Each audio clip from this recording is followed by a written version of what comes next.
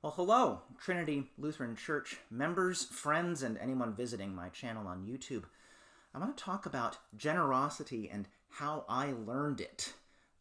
Many of you might have heard me say I don't have aha moments. I have agonizingly slow realizations. The matter of generosity is no different. The story of generosity that sticks out to me is where I learned it comes from my grandfather, but I was already an adult when this happened. I had entered graduate school after having served in my first call. My wife was a called minister, but when you're in graduate school, you don't have a whole lot, and you're working all the time on your schoolwork. And we began getting small cards from my grandfather once a month with a little note, but always a check in it.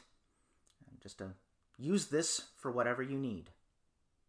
We hadn't asked for the money, and I don't know if he had talked to anybody, if he'd talked to my parents or anyone about our financial situation. Maybe he simply knew graduate school is a time when you aren't exactly liquid.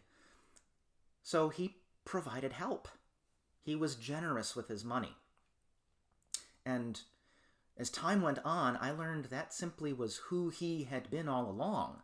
We learned that his baby sister, who had been a single mom at a time when that was almost unheard of, well, he had helped her out financially with regular payments to her.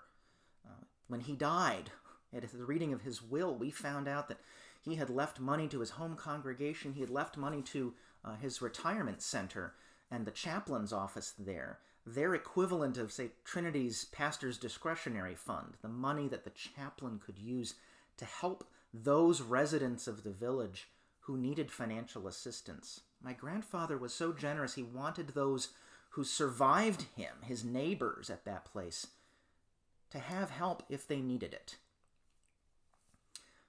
That's how my grandfather was. Now, I am not in the same position he was at that point in his life. Give me a few decades, I'll catch up with him. But I've learned generosity from that, and I want to embody that in what I do, and I strive to do that.